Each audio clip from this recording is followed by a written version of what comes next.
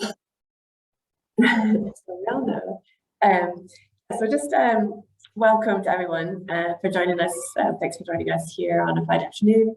So I'm Andrea Gibbons, and I'm the network coordinator with Food for Life Get-Togethers. And basically, we're just a very simple program that's about bringing people together through how we grow, access, cook, and share food. And so it's really thinking about how we're building our well-being and building our connections to land, to each other. And so I'm really excited to have An Tobar here to talk about some of their work and some of the sort of building on this long-term connection, family connection to the land that they live on. So we also, just to say that we're part of Food for Life Get-Togethers. So we do work both sort of at this level with community and working around creating these network sessions to help bring people together around different topics. So if you're not already on the mailing list, it'd be great if you want to join and find out more about kind of what's happening and what we're doing. We also do a lot of work around sort of bringing institutions like schools, nursing homes, and local authorities together to better relationships with the food they serve, local producers, and local communities. And then we're also kind of, as part of the Soil Association, this is just one part of this big branch of work around farming, around forestry, and sort of thinking about how we relate to the soil under our feet and how that's how our actions connect to broader work that has to do both with sort of building and nurturing our own communities and our relationships to the earth, but also thinking about how we're sort of tackling climate change from sort of this ground up perspective. So anyway, welcome. Thanks so much for coming. And I'll hand it over to Kathleen Finnegan now, who from An Tobar, who will tell us more about what she's working on. I'll mute myself here. Okay, so good afternoon, everybody, and thanks for joining us. I'm here with my sister Maggie's beside me here. I'm hogging the screen, but she is here. And thanks very much for introducing us there, Andrea. And basically, I suppose I'm going to start maybe by sharing the slides and then introduce ourselves as we go along, if that's okay. Yeah. So.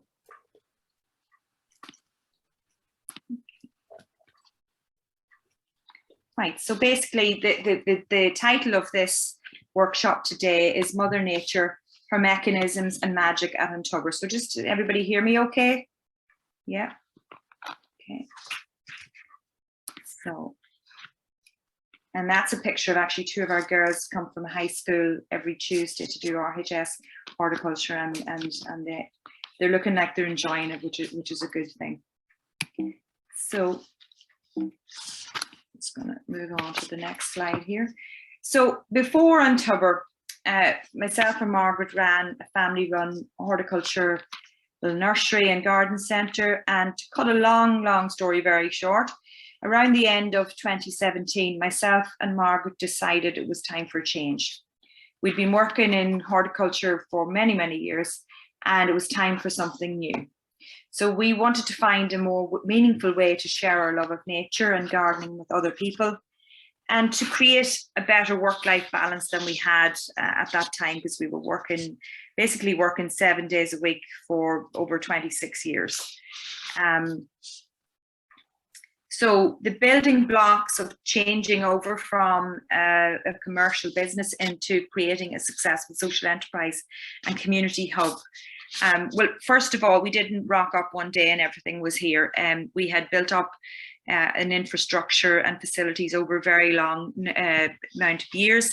And we were very fortunate then to be in a position to use that infrastructure, the existing outdoor space, the horticulture facilities, gardens, working farm, shop and tea rooms. And we were able to then convert that over into the wellness centre, and we set up as a CIC, or KIC, I think people call them in England, which is a community interest company. So we're a not-for-profit social enterprise.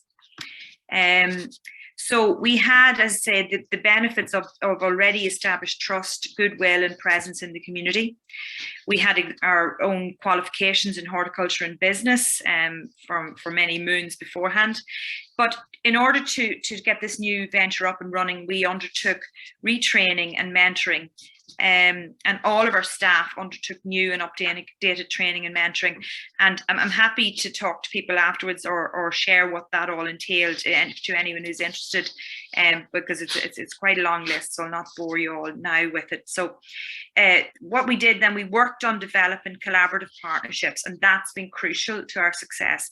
Engaging with already established community groups, with our local health and social care trust, with the education authority, with schools, with local youth clubs and local councils. And currently we work with 18 local schools, and we deliver youth services for local children in our youth cafes and Saturday club. So all of our projects complement each other, and we build on the foundations of a previous successful project while we're planning the next one, and so on.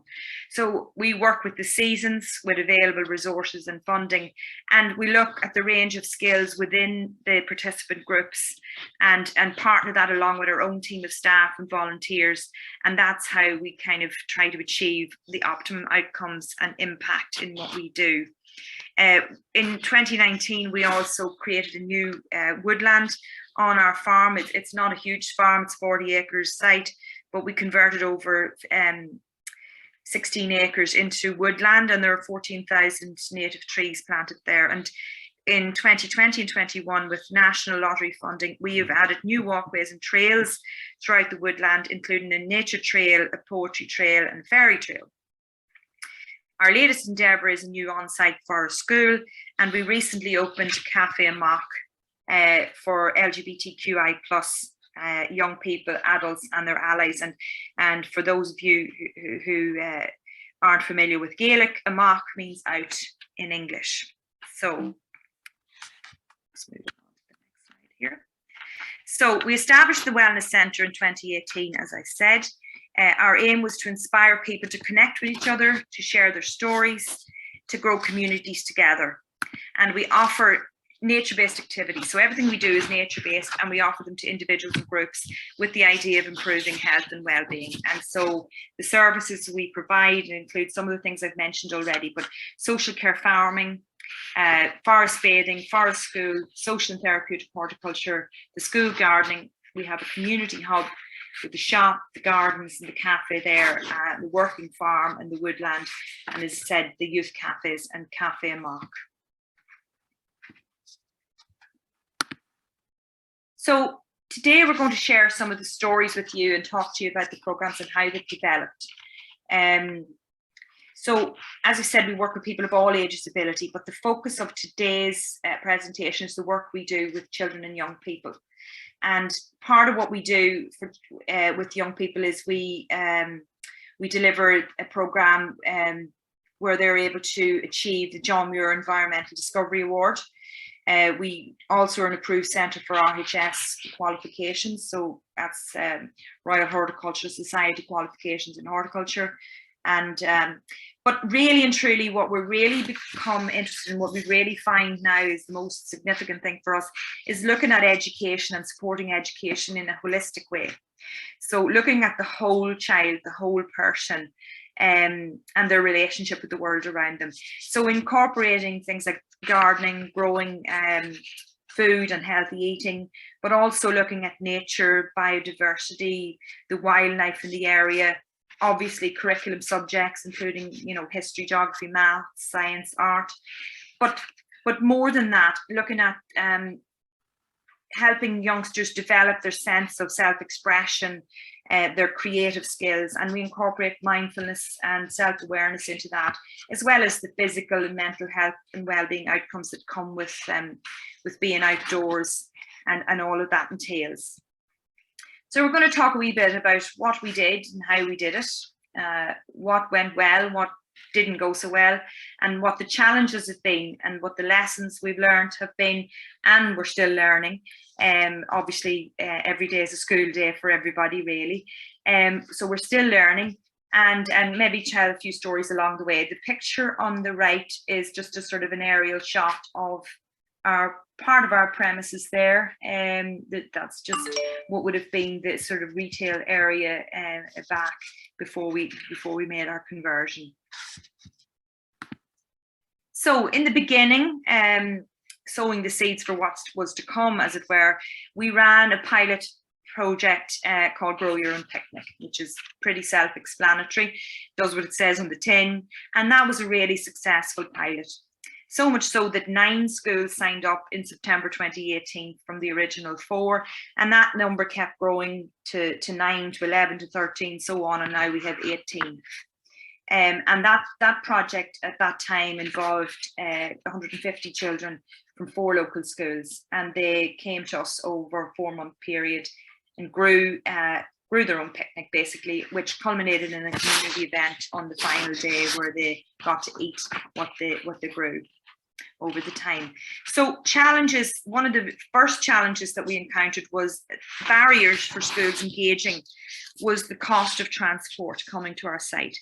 So we then decided to also offer an outreach program where we were able to go out to the schools and work on their sites and with their facilities. And this presented its own set of challenges, because some schools had wonderful little polytunnels and raised beds, and others had only tarmac and areas that were also doubling up as the playground, and the polytunnels maybe were the dumping ground for old desks and chairs and rubbish out of the school. So we worked around this as best we could, and now all the schools we work with have developed good gardening projects. Another challenge with schools is an obvious one, and that's the seasonality and the school year itself. So in Northern Ireland, I know it's a bit different in England, but in Northern Ireland, schools close at the end of June until September. So we have to choose which plants we can grow, and also so that the children will actually have the benefits of seeing them come to fruition and harvest, you know, the fruits of their labour, as it were. And then there's also the additional question of what happens to the garden over the summer. Who's going to look after things when the kids are away and when the staff's away? And it pretty much depends on the staff and on the individual school. And luckily enough, there usually is at least one person who will take on that role and that responsibility. So that was the first encounter we had with schools. And so I'm just going to move on to the next slide. Okay. So a few tips for how to do it. Well, really and truly, do a bit of research. There are loads and loads of ideas and useful resources online.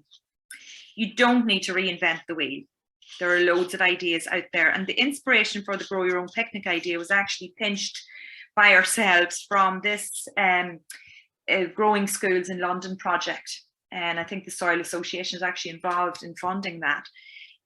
So we looked at this idea and we thought, well, if they can do it in London, we can certainly do it here out in the middle of rural Northern Ireland where we've loads of room, because in their brochure here they said that all you need is enthusiasm, space, big or small, even containers on a windowsill will do. You need access to nature, i.e. water and sunlight, and basically that was it. So we thought, right, that's it, we can do that too. So again, more challenges. We were experts, we are experts in growing, but from a commercial background, and everything was outcome driven and make or break in terms of business and profit driven. So we had to adapt our own style of working to make it relatable to children and to young people. And it soon became obvious that the deliverables and aims are very, very different. So when you're working with children, as I'm sure all of you are well aware, the outcome is not the most important thing. The journey is not as important as the destination, as it were. It's about the experience, the social contact, and the positive health and well-being outcomes. So again, you don't need to be a horticultural expert to do this. It's good if someone has green fingers on the site, and look for those people. They're there in the community, or parents of or grannies or aunts or uncles, or somebody who can come in and give a hand if people aren't there to do that. We found enthusiasm and determination go a long way. So another thing to remember is just keep it simple. And this might seem like, speaking the obvious, but grow what's easy and sure to succeed, especially if it's your first time, and then experiment as you gain confidence. Work with what you have, work with the facilities you have, the weather you have, the resources you have. Look, as I said, for volunteers from the community, people with the experience and skills, if you can get them. For us, it was always about our social groups who were coming into the site. there, you know, as I say in the picture there, we have, you know, we have younger people, older people, and all of them working on different aspects of the project. And we found that division of labour between the groups was the best way of that. They're really our volunteer team. So, you know, your teenagers are doing your heavy lifting, your wheelbarrowing in soil, building of the raised beds here. Older people are planting and sowing. And then we would also have high school children in on work placements, or studying for their RHS horticulture. And we have our social care farming participants, and all of them would help to maintain the grounds on an ongoing basis in between sessions, which also makes life easier for us. And you know, they're the workforce, if you like. So again, keep it simple. Don't try to grow exotic fruits or vegetables if your community garden is on the side of a mountain like ours with no shelter, at least until you have some shelter or something else going on. So, so suggested activities. These are some of the very simple basic things that we did at the beginning, and we've developed from that. So we sowing pea shoots, very easy, can be done in a windowsill in pots. Choose easy to grow seeds like, you know, sweet peas, nasturtiums, sunflowers. Making bird feeders from paper cups. Making paper pots is another thing that we did, or recycling, reusing containers. You know, it's a good way of actually teaching skills and motor skills for children with their hands, as well as the recycling element as well. And not to mention there, we also have, you know, the maths is going in there, counting seeds, measuring spaces between plants, between seeds, and all of the things we've done, sowing wildflowers for biodiversity recovery. Crafts, making wreaths, garlands at Christmas time or in various times of the year. Planting native trees if you have space. Your composting and recycling, all of those things, hugely important. Bug hotels, habitats for endangered species and wildlife, and we all are well versed in all of those things. For example, I was just, when I was reading for this presentation, I actually read a piece saying that, you know, we've actually, in the UK, we've lost half of biodiversity. So 50% of UK biodiversity is gone in the last 50 years, which is incredibly alarming. So obviously the time is now. The time is more than now to get that reversed. And so biodiversity recovery is a huge thing for everybody in these islands. In Germany as well, it's worldwide. So in Germany, State of Nature report from 2019 mentions how Germany has experienced a 75% decrease in flying insects. So, and I think that's actually only over the last 20-year period. So another thing that we did is our gardening and cookery club, and that's something that's ongoing. We had, and this is just a picture of our homemade soup here that the kids made in the tea rooms, and they made that with the vegetables that they'd grown themselves. And like, that seems like a very simple thing, but for some children it was actually the first time they'd ever tried eating vegetables. And even young children as young as 2 years of age plucking strawberries and tomatoes straight from the plant and growing them. And needless to say, their parents were actually amazed at this. And so really we felt that was a great result, you know. So it's about, you know, eating healthily. So the next thing I would say to people, the next tip is make it fun, make it hands-on and make it fun. And we had a learning curve at the beginning, which I'll talk about in a moment. But so let people get their hands dirty. Be flexible with your lesson plan. In fact, we would suggest to ditch the paper altogether and allow nature to work her magic. So if you let nature guide the kids, they will guide you. And this is like getting back to the learning curve, that sort of what we felt, what schools would expect. We felt that they had to have something on paper to show a learning outcome. And you see in these pictures here, even these little nursery school children were, you know, trying to label stuff on pages, and the older ones are trying to find something in a treasure hunt. And again, the children might as well be indoors in a classroom, really. So it was, so the learner-led principle is in danger of being superseded by a focus on curriculum objectives. And this is something that we've come across a few times in schools as well. The school curriculum is very reliant on names and numbers rather than magic and meaning. And it's very risk averse. And that's something that Maynard said in 2008. And so there's a real contrast between holistic, community, child-centered, nature-based approach and the UK and Irish education systems, which are largely outcome-based. I know that there are changes in that, especially in early years, but as you go up the school, it tends to be a battleground between that approach and then the outcomes and the exams and the academic results and all of that starts to take over. And it's like, okay, now they've grown up, now they can stop playing and start doing some work, you know. So we're trying to provide opportunities in what we're doing to let nature be the teacher. And so you're teaching alongside the learner, you're not to the learner. And that's from Cree and Rob's Nature Pedagogy, a book which is just published last year, but they're lifelong contributors to the field. And just to tell a wee story about that, one of the schools I was working in one day last year, there were a group of children, and the plan was to weed a bed and to replant the new flowers. So you obviously do always go in with a plan. But during the session, the children disturbed an ant's nest, and the ant's nest, one by one, the children started to become engrossed in what was going on with these ants, because the ants were frantically gathering up their eggs and carrying them away to a new location. Now the teacher, and I just stopped everybody and brought everybody over, and we actually started to take some photographs, and one of the children had an iPad and we started to record what was happening so that they would have it on record. But mostly people were just watching what was going on.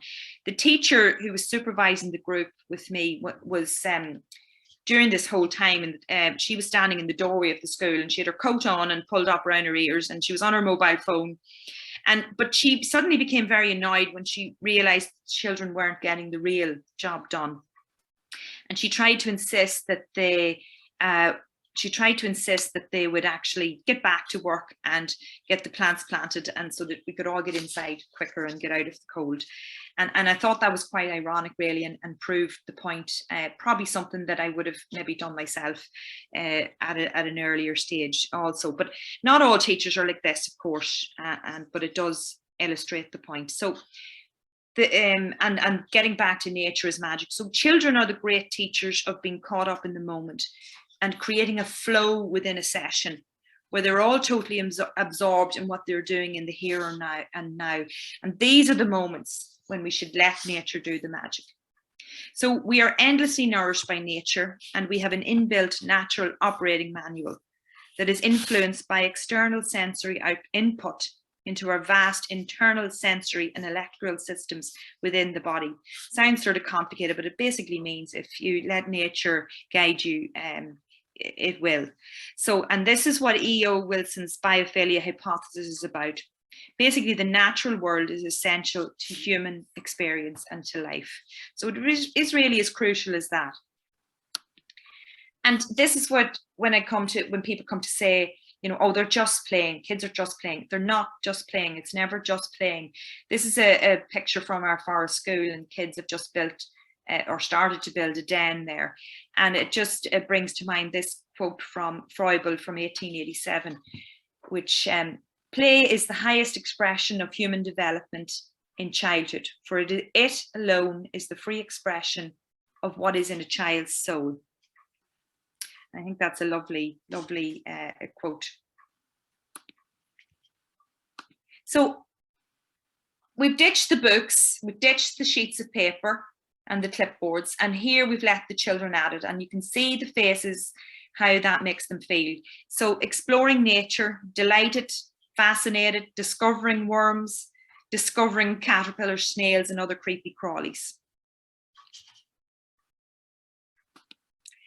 And engaging the senses. So we all know that the benefits of engaging the senses, and as the sign says here, it's a feast for the senses. And this was a small sensory garden that we were planting up with a group, and we've labelled them there with the 5 basic senses there.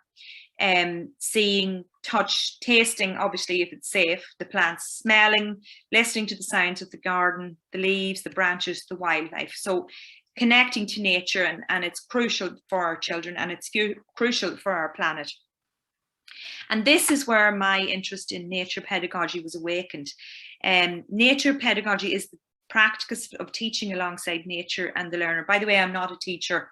I'm a forest school leader, but I'm not a teacher, but I'm fascinated by this subject. So apologies to anybody there who is an educator, and I'm talking very basically about this, but it is a fascinating subject.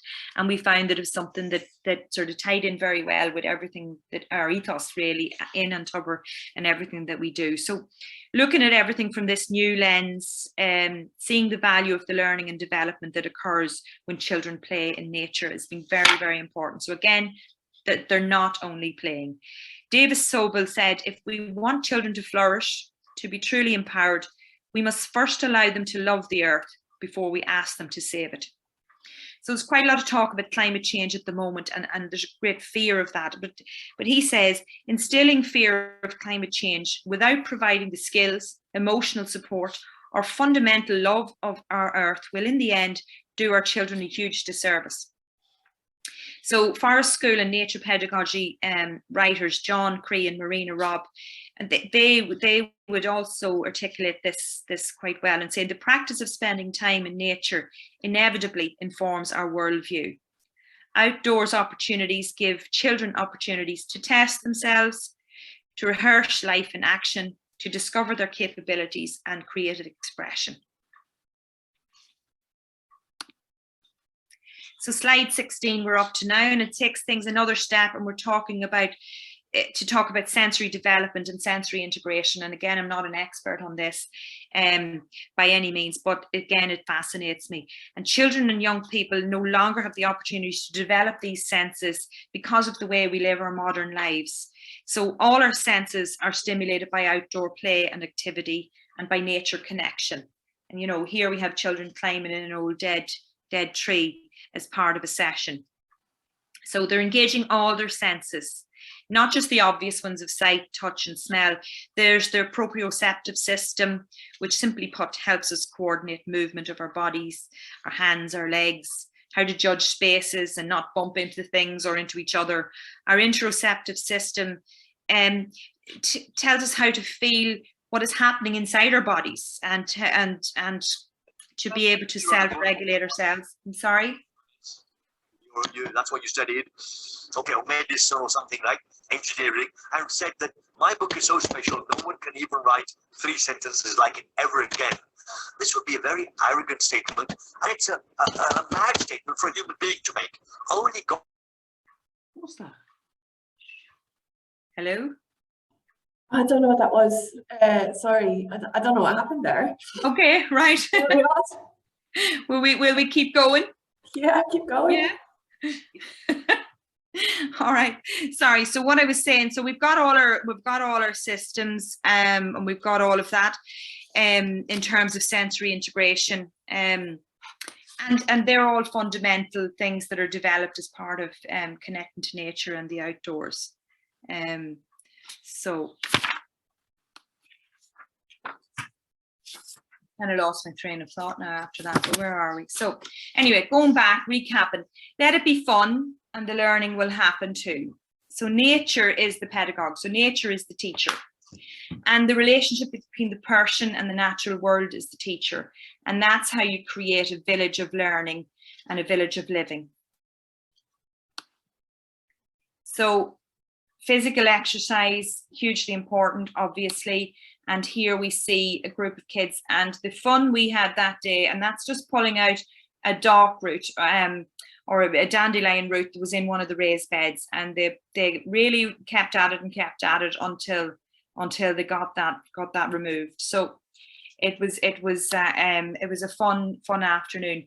Who knew that pulling weeds could be such fun? And that it's wonderful to be with children because they really can make fun out of anything once they're let at it. So that was a nice few pictures there. So again, so getting back to this, so engaging with plants and animals in an outdoor natural environment, the results are very effective and often life-changing. And we we know this from experience. I'm sure you all do too. We have a number of participants that we've had over the years, and I'm going to tell you maybe a couple of their stories now just for a moment, without mentioning, I'm going to change their names. So for example, we had a young man with a learning disability, and he suffered very badly from depression, and he had a bereavement in the family. He was was spending all his time, if he wasn't at home in bed, he was actually in the local pub, and his family were very, very concerned about him. People were actually, you know, picking on him and using him to buy drinks and spend his money, and he was in a very bad way. And he came onto our social farm, and actually within several weeks turned his life around. He now comes to us 4 days a week, and everything, just feeding the animals, feeding the birds, being outside, all of those things has actually just transformed his life. We have another young lad who came to us on placement from a school which was for children with additional learning needs. He was on placement with us for 3 years, 1-2 days a week. And when he finished, he also had the disadvantage of also being, if you want to call it a disadvantage, but he's from an ethnic minority. He was from the traveller community, the Irish travelling community. And in that, he actually was very difficult for the school he was in to actually find a place that would give him a placement. For reasons that I can't understand, but there are places that you know will discriminate against people or whatever. But we took him on, and he's actually one of the loveliest people that we've ever met and encountered and had the pleasure to work with. And now he's actually one of our employees, and he's actually one of the people now that shows example and works with all the other groups. The pictures here show various parts of our site. We have animals as well as plants there, so it's not all just about growing, it's also about caring for animals, you know, hens and the ducks and the pigs and the cattle and the sheep as well. And again, if you look at the smiling faces, I think that says it all. It's all about having the fun and having the crack there. So and this is just a quote here from Lao Tzu. I'm not sure if I'm saying that correctly or not, but I came across this the other day, and I just thought it was a good way to maybe end this presentation there. Nature does not hurry, yet everything is accomplished. And I just want to end things just there at that point by just leaving that there with you. So maybe hand you back over to Andrea now, and then we can come back into the menti.com if we want to. Just want to maybe give people a chance just to maybe ask some questions or to have some feedback. So nature does not hurry, yet everything is accomplished. Yeah, so I'll just open it up to see if anyone does have any questions for Kathleen. I know one thing that I really wanted to know a bit more about was about the forest trails and how you set those up and how you did that. But maybe we'll see if anyone else has a question first. Don't want to hog the question. You can feel free to come online or put in the chat. But maybe, yeah, if you want to talk about forest trails a bit, especially like I'm quite keen, like the fairy trail, what does it look like? Yeah, well, you know, I'm going to hand you over to the creator of the trails here. This is Margaret Biggie here, because she's the one who actually went out there actually with the sledgehammer and the nails, literally, and everything else to create them, as well as planning them out. So she'd be the best person to approach that with you. Yeah, well, we started off basically, we had the woodland was planted up, and within the woodland there were various trails. It's just the way it was designed. So we had the President's Trail, because the President of Ireland planted the first tree. So that was the President's Trail. And we had the Apple Walk, which is through basically an orchard. And then we had a cherry walk through the cherry blossoms, the Maple Walk, and the Mountain Walk, which took us to the top. But within that, we had those already trails sort of marked up. But within that, we decided to make nature trails, which is basically the nature trail goes vertically from bottom to top, so from ground level up to the top of the mountain, and horizontally off the main trail we have 4 poetry trails, and each poetry trail has a theme. Audio signs. Sorry, what are you saying?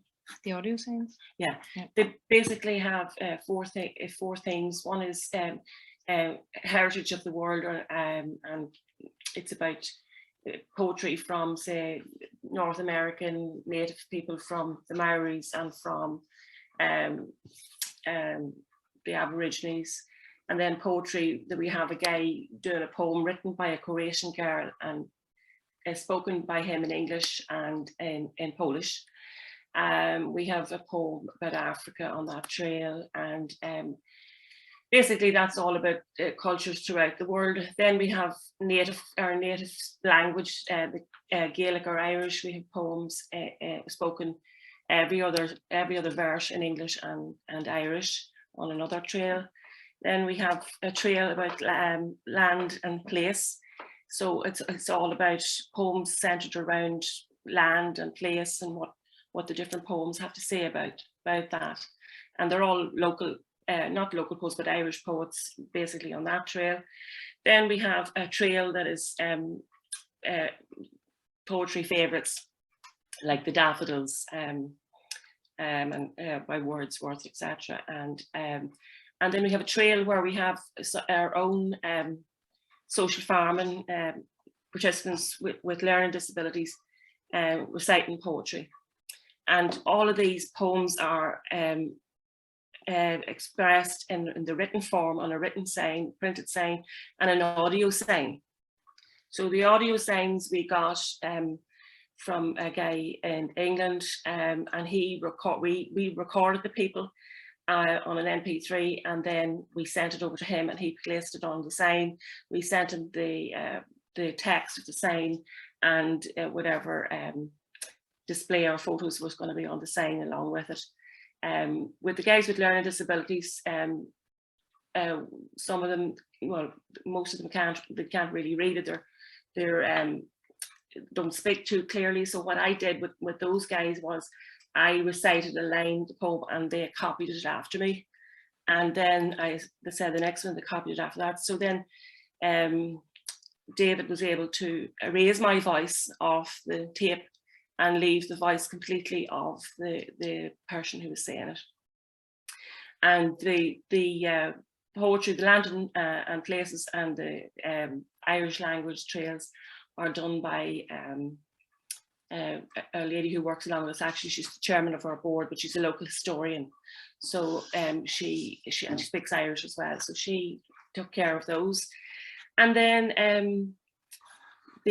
throughout the nature trail itself, which goes vertically, it's all about nature and native trees and what is a native tree and dead wood habitats. So if, for instance, we have a dead wood or a tree stump very near the beginning of the trail, which was actually, it was a tree that had to be moved to build my house on the site. So, but we saved it.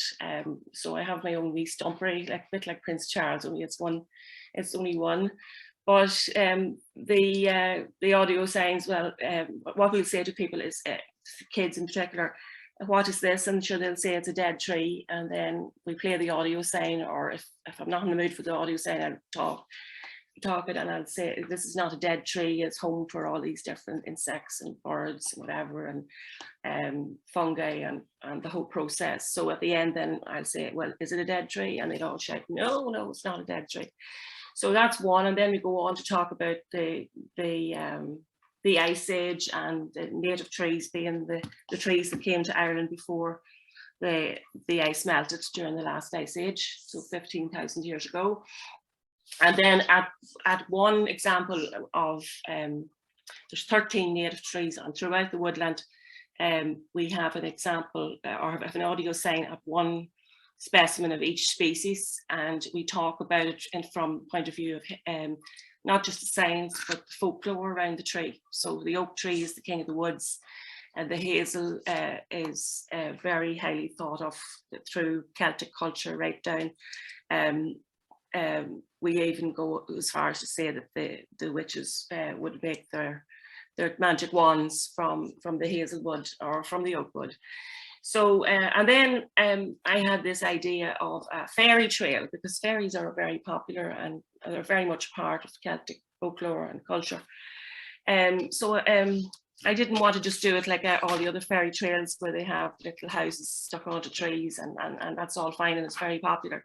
So what I decided to do is I made up the 6 fairies, 3 boys and 3 girls, and all of their names begin with the letter A. So we have Ailsa and Ariel and Albert, and each of them has their own personalities.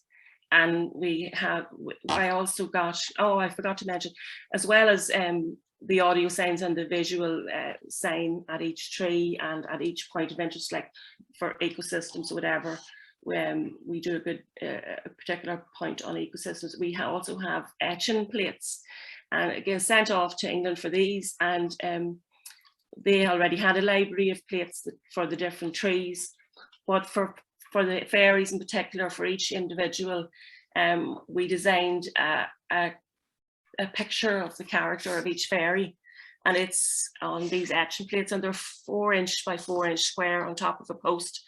And the kids, when we were doing that particular thing, they will take a piece of paper and a crayon and etch and rub it on top of it, so rubbing plates really, and the shape of the tree, particularly in the winter time when there's no leaves, the shape of the leaf of the tree or the acorn or the berries is there, and the name.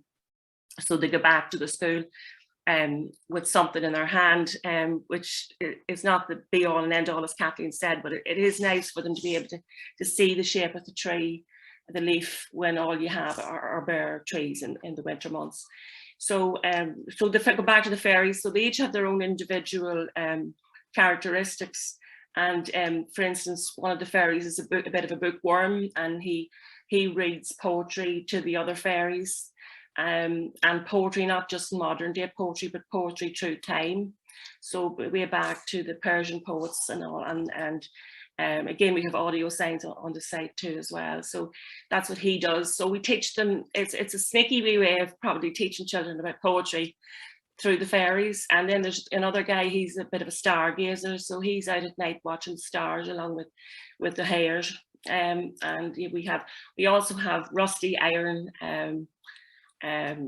examples of an owl, of a crow, of a butterfly. And these are quite large things, and a fox and a badger. So the fox and the badger are actually lifelike. So they're one-dimensional, made from metal, but it's rusty metal. And there's spikes in their feet that sticks into the ground. So through the trail, we have the etching plates or the rubbing plates, and we have the animals and the fungi and robins and all sorts of animals. So that brings that interest to them. And then we have another fairy, like she's very much into flying during the day, so or flying at night, around at night, and late in the evening, so she sleeps all day. And we have another one, what's the name of the other one? Ariel, is it?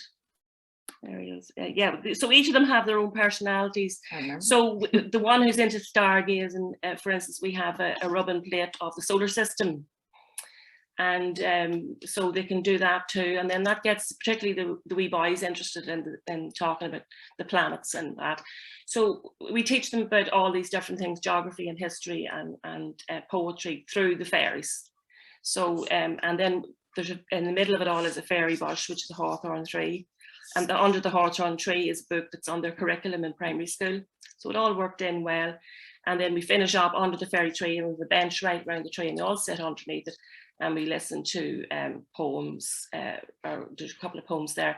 Actually, one of them recited by Kathleen. So it's a way to get the curriculum in an interesting wee way. So that's where the fairy trail come. But the most important trail of all is the nature trail, which brings you from talking at the very first sign about climate change and about planting trees and why it's important, and most of them know why it's important.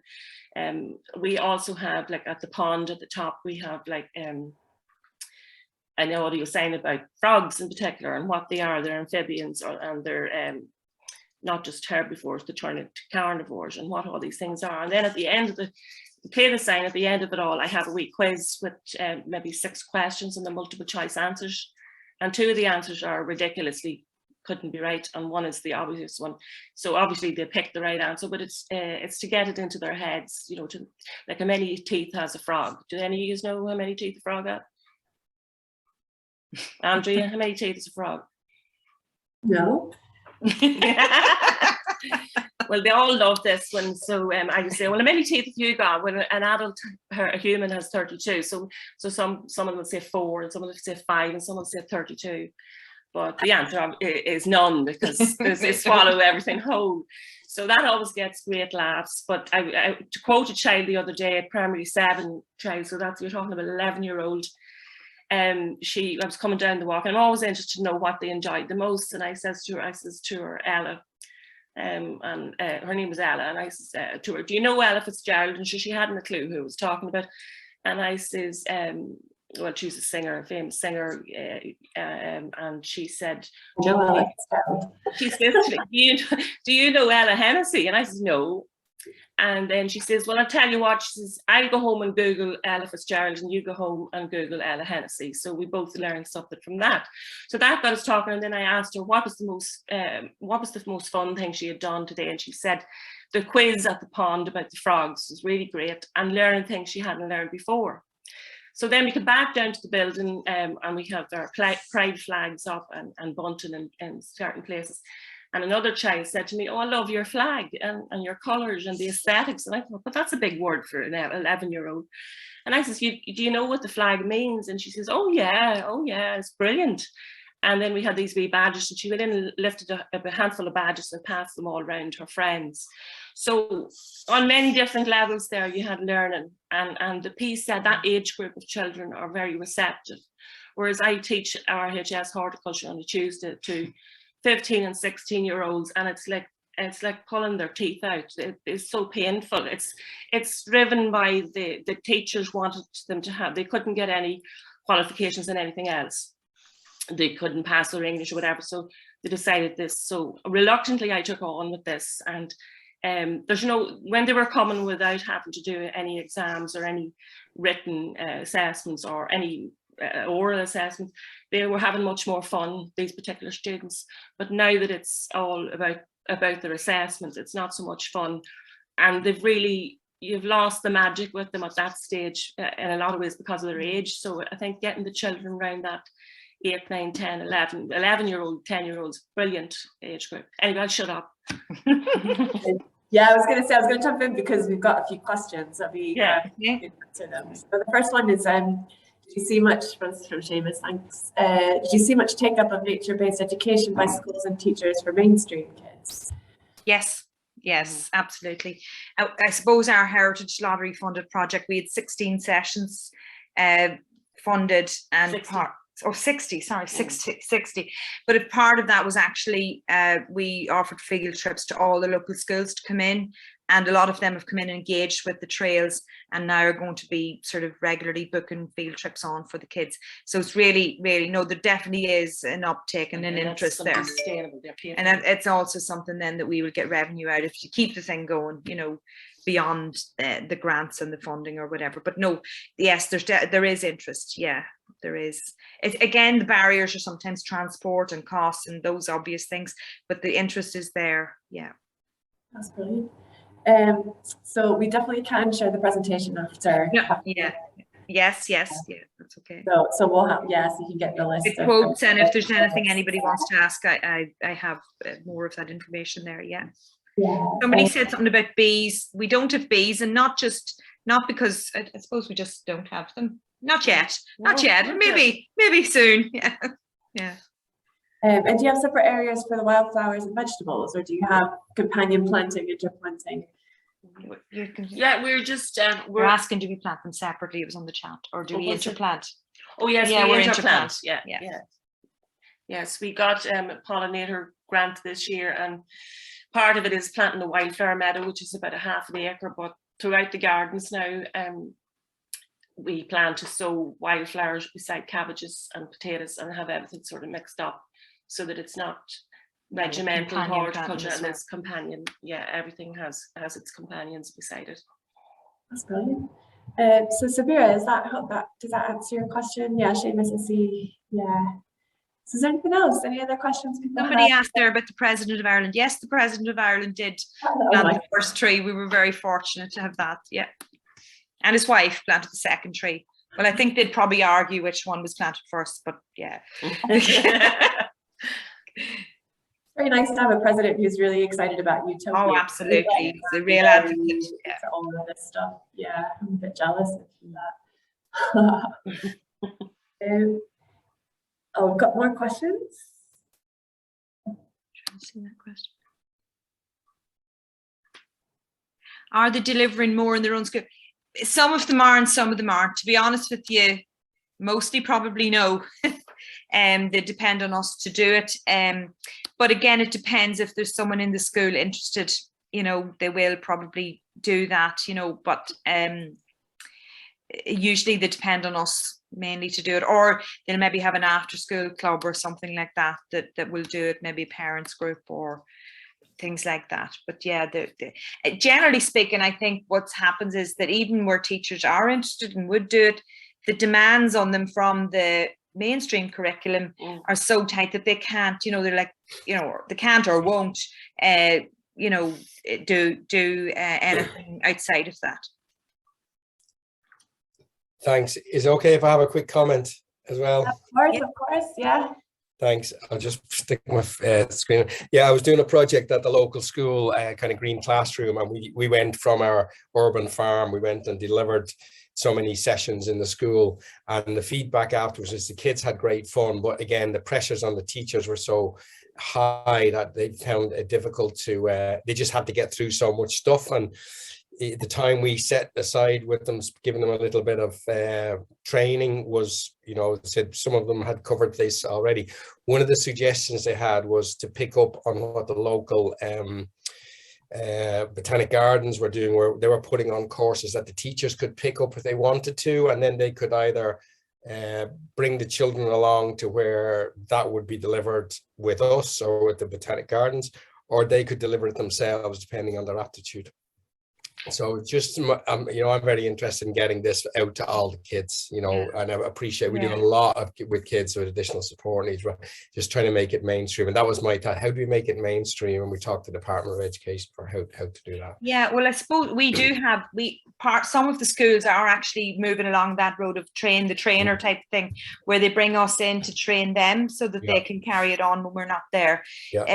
Most of the schools and that we encounter would also be involved in getting their eco flag, you know, the green flag. So there is that in place, and they're quite competitive about it, we find, and that's something that drives them on. But again, that's an outcomes driven thing, but at least it means that the learning is happening for the kids. No, I genuinely think that there is a change in the attitude over the last, you know, sort of 2-3 years, that people are they're becoming more invested in this.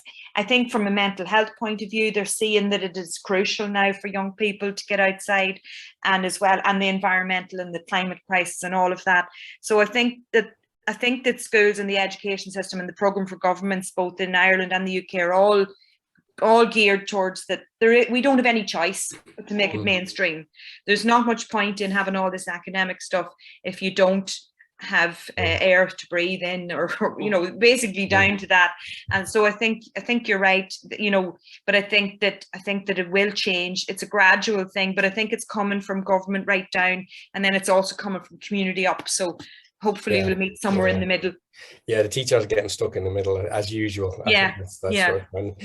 One other suggestion was after school clubs or breakfast clubs, and getting them engaged where they might not be part of the school but might be a separate organization, and look at doing holiday clubs with them. So you cover that, you know, June to August close time, and you've got this great resource for running a holiday club, and then you've got additional resources in there you've put in growing food and everything else. So it's great too when you have a school that will get the local community involved. A lot of our schools would also try and get local community involved to be part of that, you know. So, and a lot of the funding is contingent on there being a community element. So and the idea of that is that people will go in, and that the parents, like for example, one of our primary schools has the playground that the council has built is on the school premises, so that the people come in. If they're coming in with their kids to play at the weekend or during holidays, then they're beside where the garden is, and the idea is that they'll all become part of that, you know. But again, as you said, it really much depends. It very much depends on the attitude within the school. Yeah. And as I said, we work like it's only 18 schools, but the attitude, the change, the difference among those 18 schools, depending on what their principal or vice principal or whatever, it makes an awful difference. But generally speaking, I think whether they like it or not, they're being forced into the position of making the changes, and the interest is there, and the kids are definitely interested, and I suppose that's a huge thing. And that was the thing that we found surprising as well, because we thought, in a lot of ways, we thought children wouldn't want to do it. You know, that they want to be on their phone, they'll want to be like, you know, and they know that's not true. Given half a chance, they'll do it. They'll want to be outside. If I can just say something there, that Grow Your Own picnic we had at the very beginning, all of this, the 150 children, we had a wee simple questionnaire for them all, you know, doing wee happy faces, and if they wanted to make a comment, and we'd only started, so we were anxious to hear what they were saying. So so we had all these questionnaires, and the first one I left it to read. The first question was, did you enjoy today? Did you enjoy today? And it was, the first one I left was, I didn't like it at all. I loved it. When I read the first line, I didn't like it. I thought, oh my God! And I can remember the moment when my heart just dropped to my boots. And then the next sentence was, I loved it. So we knew we were on to something. Yeah, the kids always seem to really love it, and you know, somebody gets stuck in the middle between the government and the kids, and the teachers do, and they have a sense of, oh, here's another thing we have to do, and we haven't the time. Yeah, and it is, and it's nearly like, oh God, there's so much to deliver. They have to deliver. There's 970 experiences and outcomes in the curriculum for excellence in Scotland, and they've got to get through those in 7 years or whatever. You know, and what we're hoping to do is if more and more people were able to come out to sites like ours, even rather than, because we can sustain things in between. You know, so some of the schools are actually saying, we know we're actually going to put the budget into getting our children out to your place, because every time we can in September, everything's dead. Yes. You know, and when, you know, or there's the weeds are 3 foot high, you know, whereas at least if it's not going to waste when it's, you know, but it's basically, it doesn't make sense when the transport to come to somewhere like us, and these schools, bear in mind, are all within like maybe 5 mile rate away from us. The cost of the bus coming to us is more expensive than what we're charging for the sessions. Much more expensive, you know, and that is the barrier, and we found the only way to overcome that was to go to the schools, but and sometimes that works and sometimes it doesn't, but it is, I suppose, it's down to money, and it's down to time and all of that.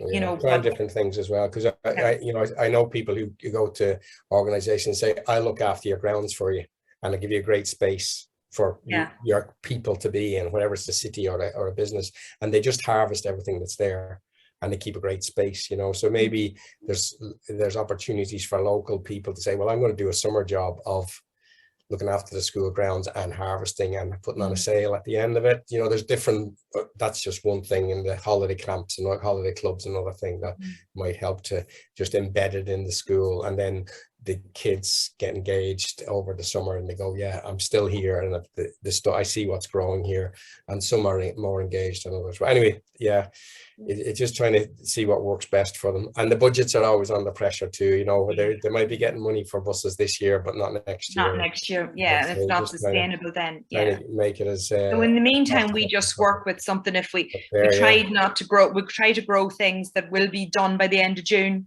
And then or else what works really well sometimes, miraculously, we've gone in the autumn time and had a big soup in the autumn time with vegetables that grew away on their own all summer, never got watered or anything, and you big carrots and leeks and everything, you know, and so which can be good, but it's very disheartening if stuff's just let die or let go or whatever. But generally speaking, there's usually somebody around, a caretaker or you know, a classroom assistant or somebody that's in during the summer, and they'll take on that responsibility.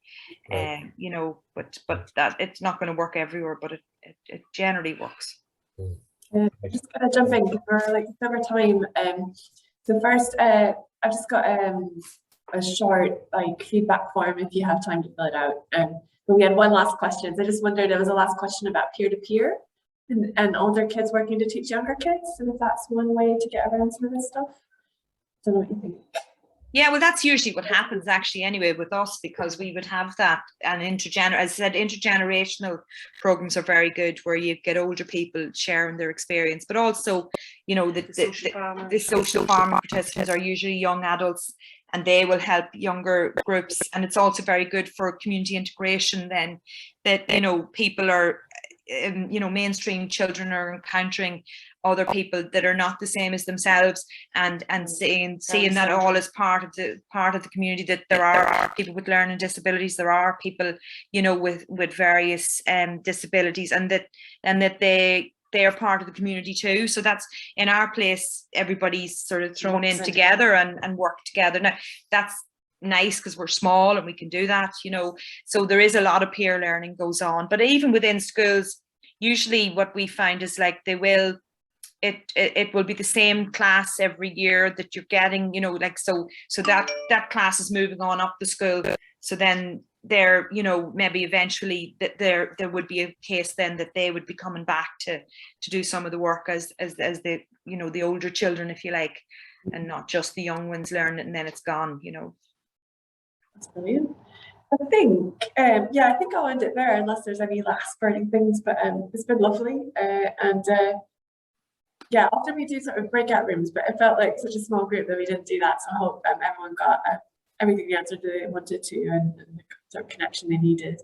So I think, thank you so much for coming and for giving up your Friday afternoon. I'm glad you liked, it was brilliant. Thanks very much, everyone, for listening. You were all very quiet there. At one point, I actually was wondering, was there anybody on the other side at all? So, but you were there. Yeah, people. Yeah, that's a weird thing with online stuff. Like I really love it. When you're sharing the screen, you can't see anything. So thanks everyone for coming, and it's been lovely having you. Thank you. Cheers. Bye. Yes. Thanks. That was great. Thank you very much. You're welcome. Bye-bye. Bye.